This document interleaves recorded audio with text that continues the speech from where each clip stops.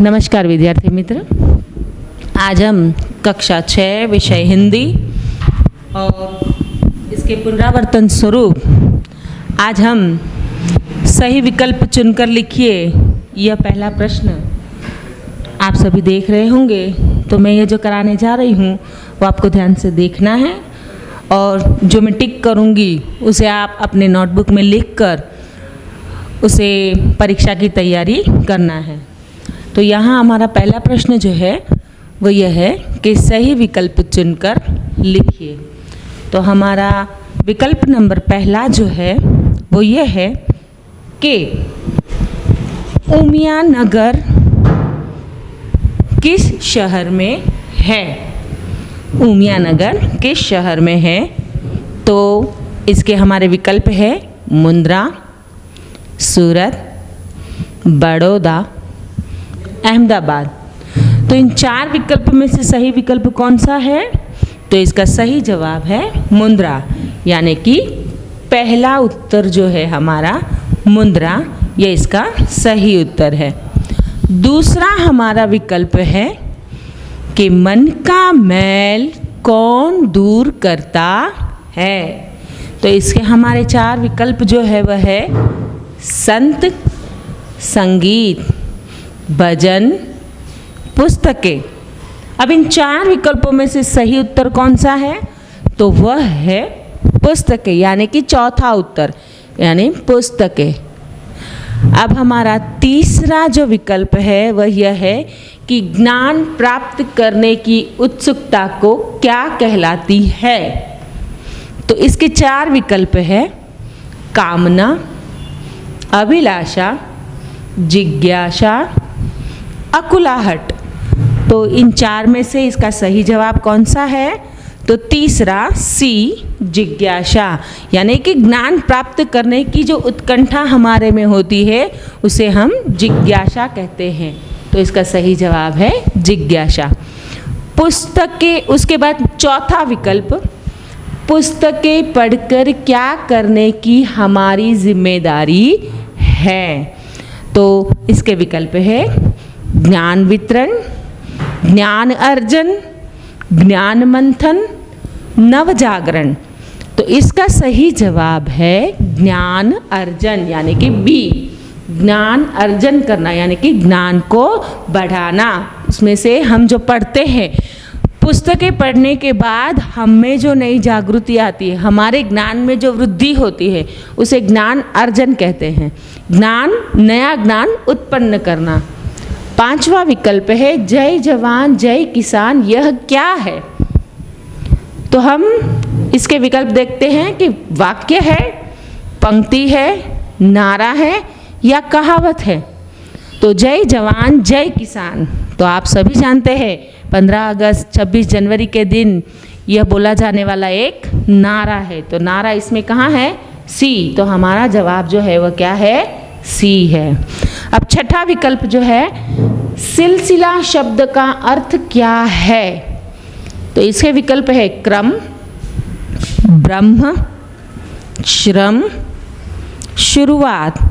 तो सिलसिला यानी कि एक के बाद एक, मतलब 1 by 1, एक के बाद एक नंबर से। तो इसका आपको थोड़ा सा तो दिमाग में आ ही गया होगा कि इसका जवाब क्या आएगा। तो इसका जवाब है सही क्रम, एक के बाद एक क्रम। विज्ञान ने किसका जादू दिखाया है? विनाश, विकास, विलास या प्रयास। अगर आपको आपकी कविता याद है तो उसके शब्द है अब विकास का जादू है। तो सही जवाब क्या आएगा हमारा? विकास। तो विकास कहाँ है? बी। तो हमारा जवाब है बी।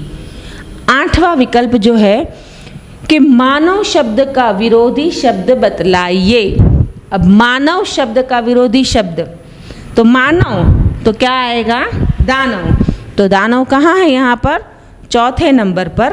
तो पहला हमारा विकल्प है पावन, फागुन, वामन, दानव।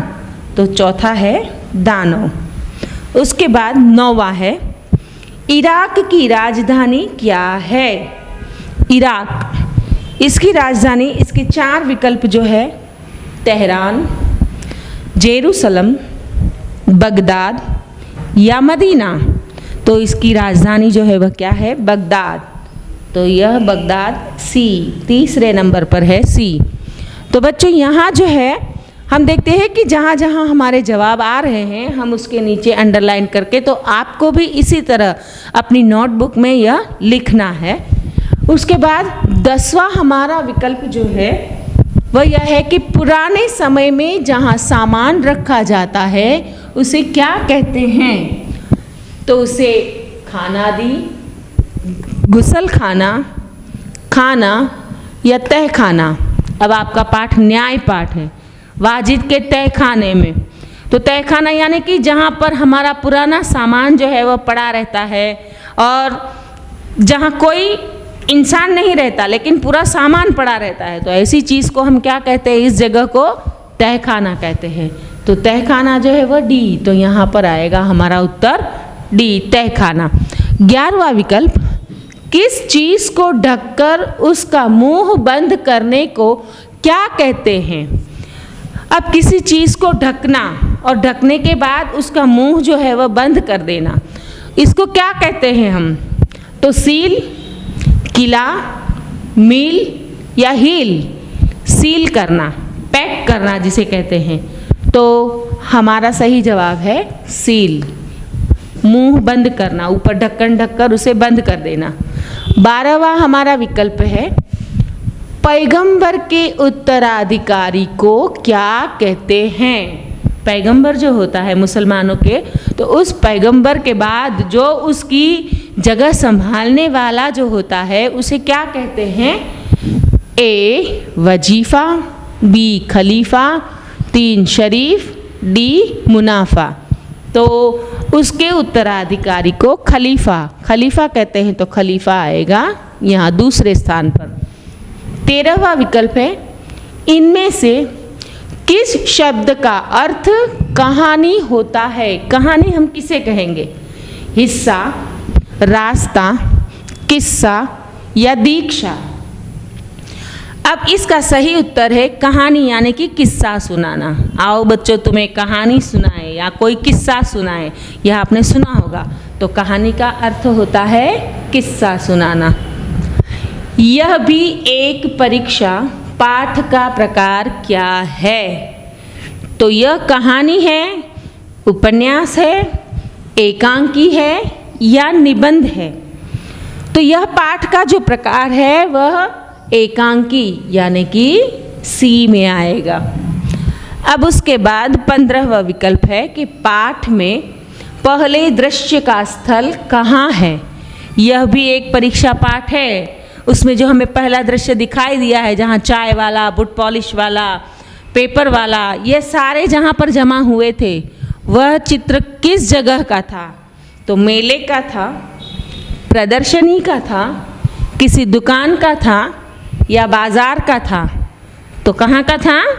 बाजार का। तो हमारा उत्तर है डी, बाजार। उसके बाद 16वां विकल्प है कि चाय गिरने से बालक का क्या खराब हो जाता है? जब एक बालक एक चाय वाले से टकराता है तो उसके सारे कप, केतली, बाल्टी यह गिर जाती है, कप बिखर जाते हैं, चाय गिर जाती है और चाय जो है वह उस बालक पर आकर गिरती है, तो वह चाय से उस बालक का क्या खराब हो जाता है? पैंट खराब हो जाता है। तो शर्ट, पैंट, बैग या जूते? तो हमारा सही जवाब है पैंट। पैंट कहाँ पर है? बी स्थान पर। तो हमें इसका जवाब पैंट लिखना है। 17वां विकल्प है, देवेंद्र की पैंट पर किसके धब्बे थे?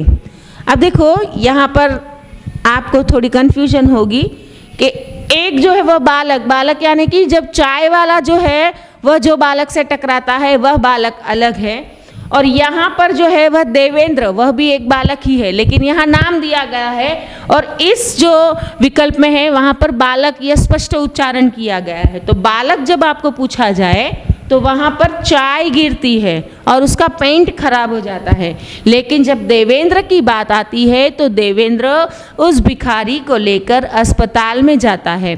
क्यों? क्योंकि वह खून से लहूलुहान है, उसके पैर में चोट आई होती है और पैर में निकलते हुए खून से जो देवेंद्र का पैंट है वह खून के धब्बों से खराब हो जाता है। जब बालक की बात आती है तो चाय के धब्बे हैं, लेकिन जब देवेंद्र की बात आती है तो खून के धब्बे, यानी कि पान, चाय, खून या स्याही। तो देवेंद्र का जब जिक्र किया गया है तो वहाँ पर खून लिखा है, तो हमें उस पर खून पर यहाँ पर अपना उत्तर लिखना है। अंतिम हमारा विकल्प है कि देवेंद्र कैसा छात्र था। देवेंद्र बहुत ही होशियार था ना, आपकी तरह। तो देवेंद्र चालाक, आज्ञाकारी, नियमित या मेधावी।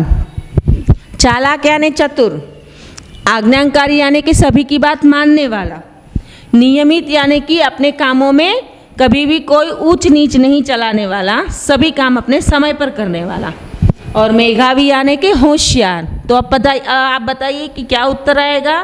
तो मेधावी। तो इसका सही जवाब है मेधावी। तो बच्चों, यहाँ पर हमारा विकल्प का जो विभाग है यह हम पूर्ण करते हैं।